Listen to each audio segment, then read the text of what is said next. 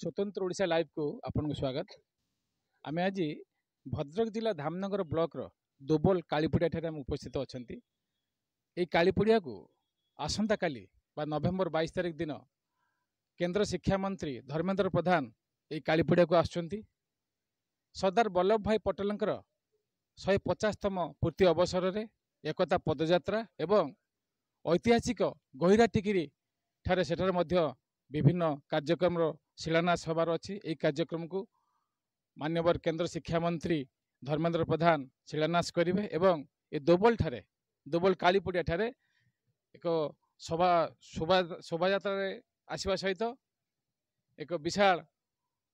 समावेश योगदान करेंगे। यही अवसर में किपरि भाव में प्राय एक सप्ताह धरी ये कार्यक्रम चली प्रस्तुति चली विभिन्न सरकारी अधिकारी माने आसी पहुंचती एवं दलीय नेतृमंडल अच्छा। एठार जो डीएसपी अंशुमान द्विवेदी अच्छा, धामनगर एसडीपी अच्छा, पूर्व एसपी आसिकी जाइछंती एवं ये कार्यक्रम किपर सफल हम से नहीं 3-4 दिन हम धरी विभिन्न पदपदवीधारी अधिकारी माने पहुंचती। तेज आम आज ये अवसर में धामनगर अंचल विशिष्ट नेता तथा पूर्वतन जिला परिषद सभ्य शरद चंद्र महांती को भेटा किपरि भाव में कार्यक्रम होउछि दलीय कर्मी मान केते प्रकार आसीबे से दिगरे आमे टिके आलोचना करिबा। से शरद चंद्र महांती को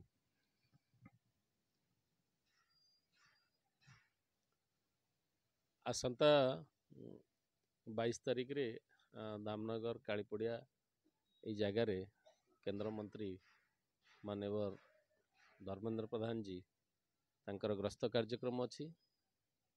एवं ए कार्यक्रम को सुचारू रूपे तुलिया आमर माननीय मंत्री सूर्यवंशी सूरज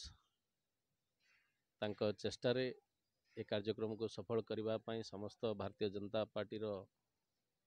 कार्यकर्ता एवं ए अंचल समस्त जनसाधारण ये एक सरकारी कार्यक्रम आपण मन जानिथिबे। सारा भारत वर्ष रे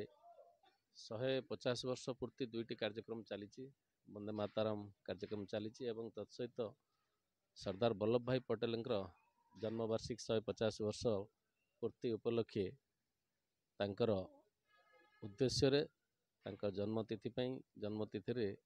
पदयात्रा सारा भारत वर्ष सब अंचल होउची एवं आम पई गोटे सुखद खबर बर्तमान जानिथिबे बिहार रे अपूर्व सफलता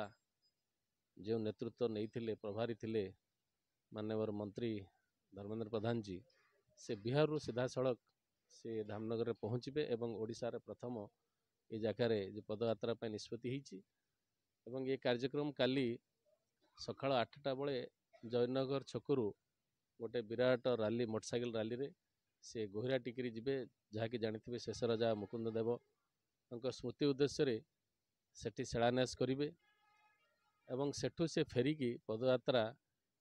काली बजार पाखरु आरंभ करिकरी कालीपड़िया ठारे जोटी सभा हबो से पर्यंत पदयात्रा हबं एवं ये पदयात्रा रे एवं ये सभा रे 15,000 रु ऊर्ध्व लोक सामिल हेबे ये एक सूचना आम मान पाखे अच्छी एवं तांको उद्देश्य रे वल्लभ भाई पटेल उद्देश्य रे एकता पदयात्रा एवं तांकर देश प्रति जहा थिला राष्ट्र सर्वोपरि ये जो चिंताधारा रे ये राष्ट्र को तोड़िया पई तांकर चेष्टा तांको परिश्रम तांको त्याग तांको तपस्या से 1950 रे चली गले किंतु तांकर चिंताधारा रे आज जेतिक दिन से कार्य करि जाइछंती तार आज फल सारा भारत वर्ष देखुथिबे। यशस्वी प्रधानमंत्री 11 वर्ष शासन भितर आज आमर अर्थनीति जाई चतुर्थ रे पहुंचले आम 2029 रे आमर लोक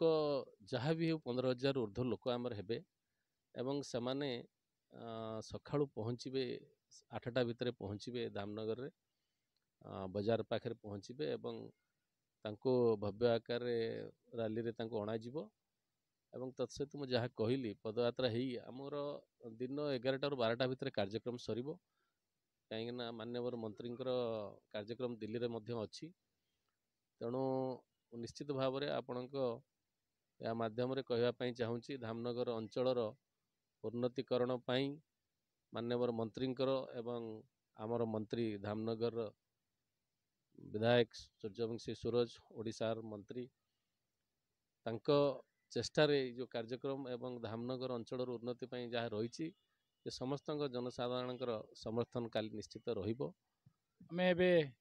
शुणुथिले वरिष्ठ बीजेपी नेता एवं कार्यकर्ता शरद चंद्र महांत ठारू तबे देखिबा ये कार्यक्रम के दूर सफल होउछि कारण निश्चित भाव में विभिन्न धामनगर ब्लॉक समेत भद्रक जिला और पाख जाजपुर जिलार मध्य अनेक लोक एठे आसिबे।